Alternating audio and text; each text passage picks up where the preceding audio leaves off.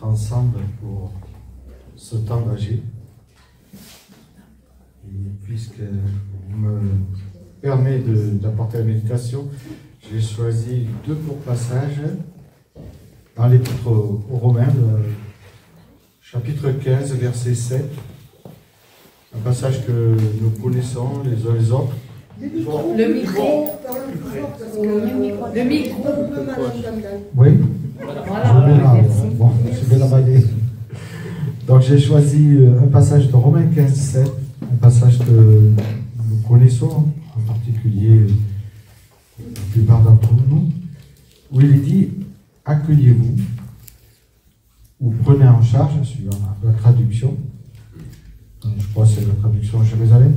« Accueillez-vous donc les uns les autres comme le Christ vous a accueillis pour la gloire de Dieu. » Et puis un autre verset de Romains 14, 1, où il est dit « Faites accueil à celui qui est faible dans la foi », ou d'autres traductions disent « mal affermi ». Ne discutez pas sur les opinions, ou sans critiquer ses opinions, ou ses scrupules, suivant les versions. Et j'aimerais m'arrêter sur ces deux versets de l'épître de l'apôtre Paul, qui nous parle de l'accueil. L'apôtre Paul nous invite à accueillir comme le Christ nous a accueillis. Et je crois qu'il y a là derrière tout cela beaucoup d'exigences de sa part. Car ce n'est pas simplement un verset avec quelques belles phrases que le Seigneur souhaite que nous mémorisons, bien que cela soit bon de mémoriser sa parole. Mais c'est plutôt un appel significatif à reproduire cet amour, que je dirais radical, du Seigneur, qui est inconditionnel envers toutes ses créatures, quel que soit leur horizon. Souvenons-nous, quand on lit les textes du Nouveau Testament, Jésus a accueilli Zachée, il l'a accueilli avant qu'il se repente. Il a parlé aussi avec cette femme samaritaine avant qu'elle ait compris, avant qu'elle comprenne. Il est allé même jusqu'à laver les pieds de Judas, même s'il savait que, et on pourrait en citer bien d'autres. Jésus n'a jamais posé de conditions pour accueillir. Il n'a jamais regardé à la condition ou à l'apparence extérieure, ni à la réputation de la personne, et surtout pas à son passé. Il accueillait, on pourrait dire, il prenait en charge. Simplement, sincèrement et immédiatement, on peut dire. Mais cet accueil du Christ n'était jamais une fin en soi. C'était plutôt le début d'un cheminement avec la personne, le début d'une relation, d'une transformation. Il accueillait pour marcher avec, il accueillait pour écouter, il accueillait pour relever, il accueillait pour libérer. Il a accueilli pour guérir. En général, je crois que la plupart de nos églises savent accueillir, et je prononcerai le mot, les chrétiens lambda ou les personnes lambda qui viennent de milieux divers religieux. Ça, je suis presque sûr que nous savons accueillir. Mais est-ce que nous sommes prêts à accueillir des personnes atypiques ? Autrement dit, qui sortent de ce schéma lambda que nous avons en mémoire, en tête, ou l'habitude de voir et recevoir dans nos églises.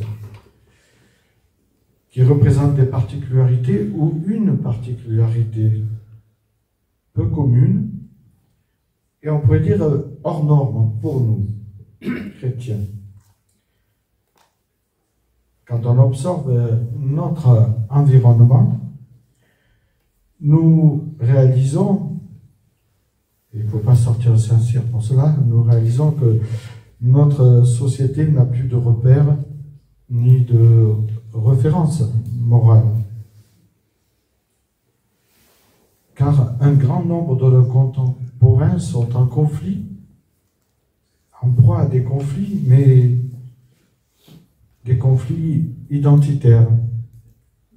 Et vous avez dû l'entendre et le voir vous aussi.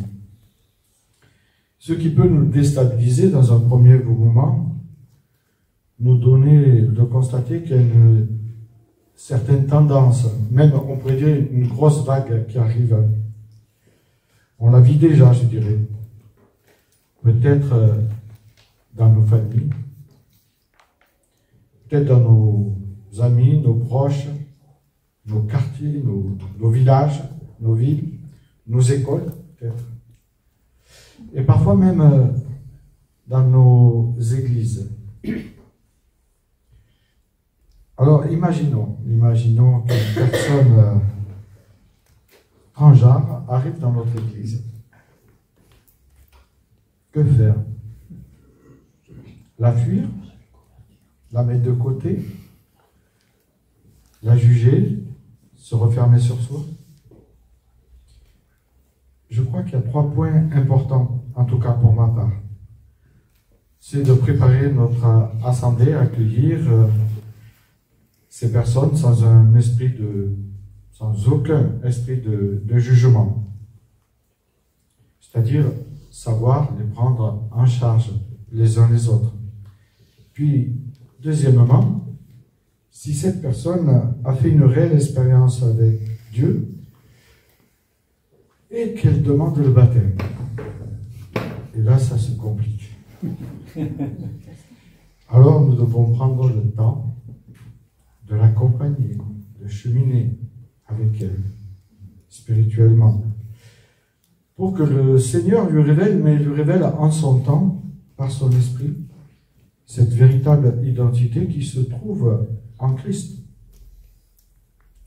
Et puis, troisièmement, je pense que nous devons demander à Dieu beaucoup de sagesse, énormément de discernement. Car la personne peut être envoyée aussi par une association où elle vient voir par curiosité, pour sentir, pour voir nos réactions, ou par provocation, tout simplement, ça peut arriver. Et là, nous devons être prudents face à nos autorités. Mais, au fait, sommes-nous préparés à accueillir dans nos églises des personnes en quête de repères, en quête d'identité? Sommes-nous prêts à accueillir des personnes transgenres dans notre église? Vous le savez aussi bien que moi, les 5 premières minutes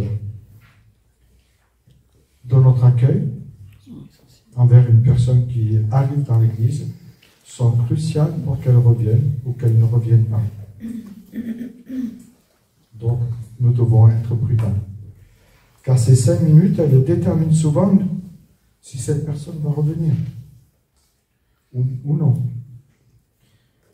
Alors, si je dis cela, ce n'est pas pour vous faire peur ou pour dramatiser, bien au contraire. C'est parce que je suis persuadé que nous allons être confrontés à ces réalités. Ou peut-être que vous l'êtes déjà dans vos églises.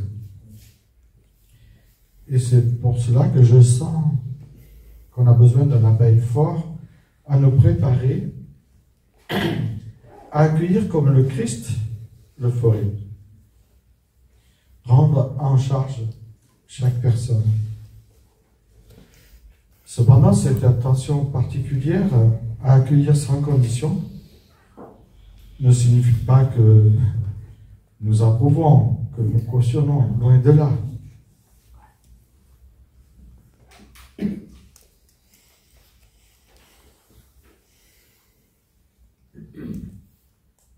accueillons-nous sans condition comme le Christ le veut.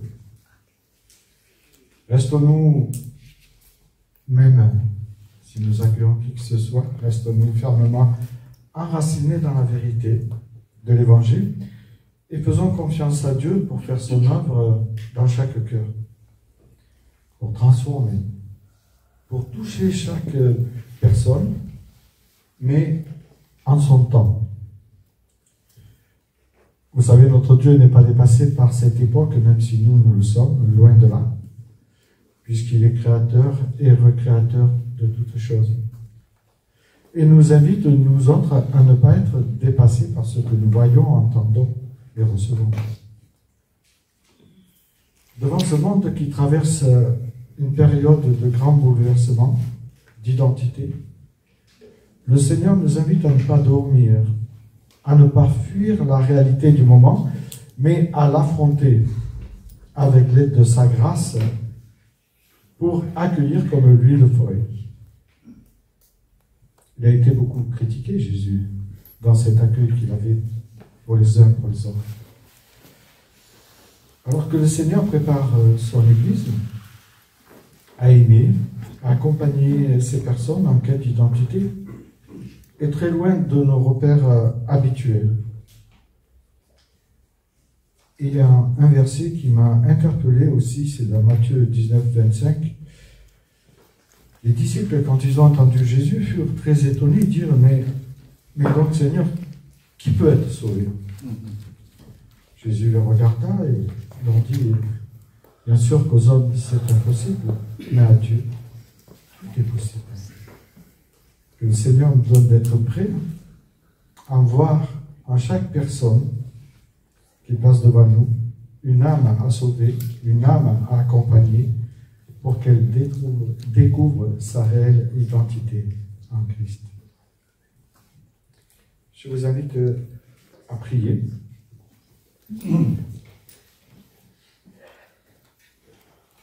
Seigneur, notre Dieu, nous voulons te dire merci. Parce que tu nous dis d'accueillir pour la gloire de Dieu. Que ces paroles aient un écho favorable dans nos cœurs, dans nos esprits. Que ces paroles nous mettent en mouvement, que tu nous donnes de n'avoir aucune crainte pour cet accueil de personnes en quête d'identité. Que tu nous donnes aussi sagesse et discernement nécessaires pour marcher au rythme de chacun, comme tu l'as fait avec les disciples d'Emmaüs. Tu as marché avec eux et tu nous invites parfois à parcourir un chemin avec ces personnes en quête d'identité. Et nous te remercions parce que nous croyons que tu peux tout accomplir, tu peux transformer qui que ce soit qui vienne à toi avec un cœur repentant. Et nous te demandons, Seigneur, que tu prépares ton Église à accueillir toutes ces personnes qui sont en perte d'identité et qui la recherchent dans tout et n'importe quoi. Au nom de Jésus-Christ. Amen. Amen.